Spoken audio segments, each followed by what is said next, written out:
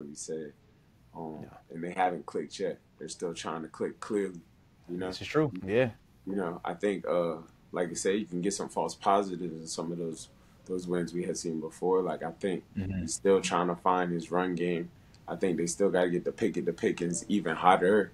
I This is think that true. has to turn Yeah. scorching. I think it has to be clearly like, yo, I'm Yeah. coming to you, bro.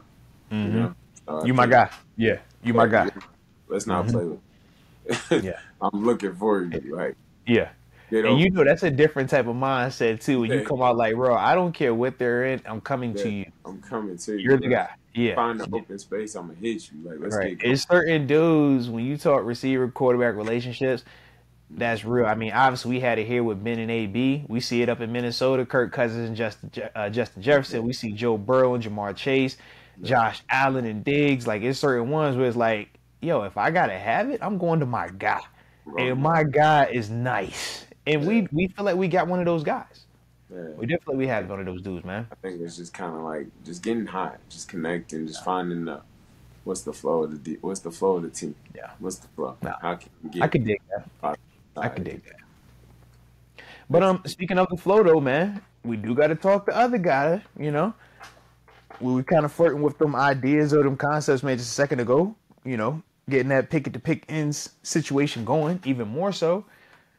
All right, but KP8, man, how you feeling about him right now, bro? And not the West Virginia version, the Steelers alumni from the heart, that version. All right, give me. I don't want you to hit me with all due respect, and then you come over here and just start, unloading the chop on my on young KP8. We just try to get the real. We want TG's analogy or analysis, not West Yeah. Virginia Mountaineer number 28 T Garvin. We don't want that one. All right.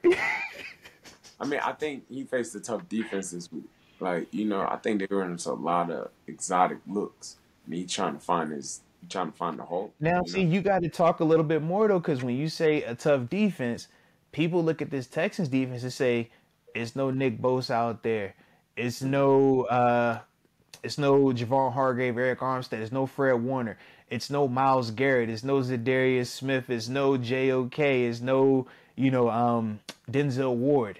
They looked at that defense. They said it wasn't even a Max Crosby over there. It wasn't even a Marcus Peters over there.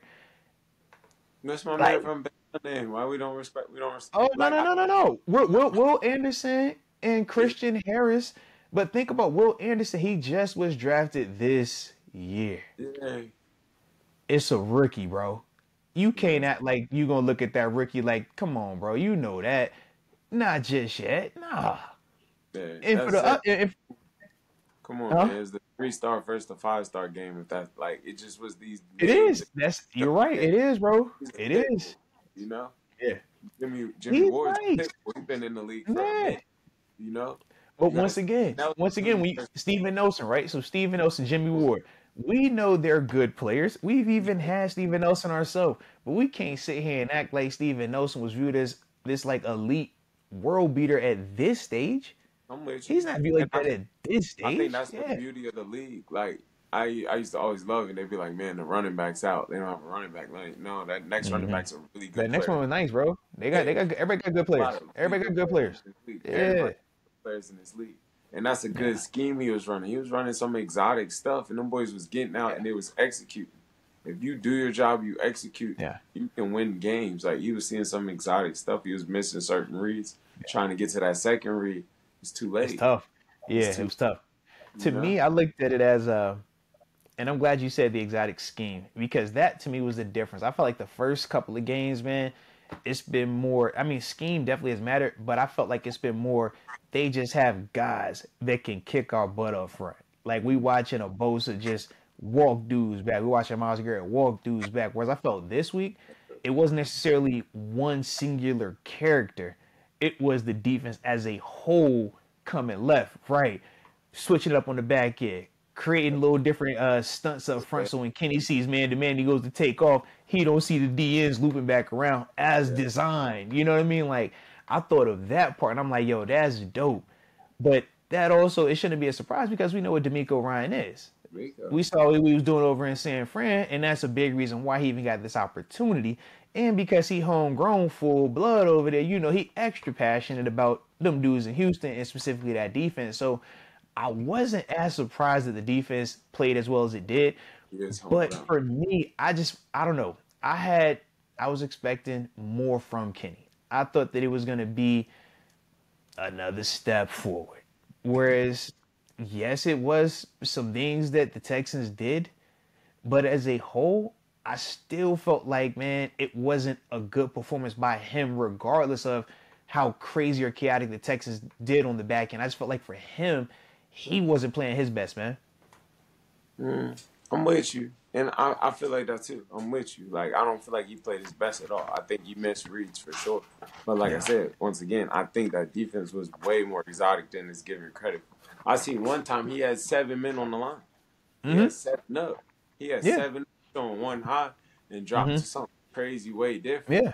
Like, he was giving some looks that's like got you pumping, got you rolling out. Now the rush is getting there. He got people that can't get home now. Like, it's not like he can't get home. He's getting home.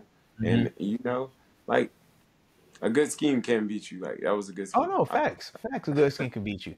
Yeah. But at the same time, if you got that dude at quarterback, that dude could beat you as well.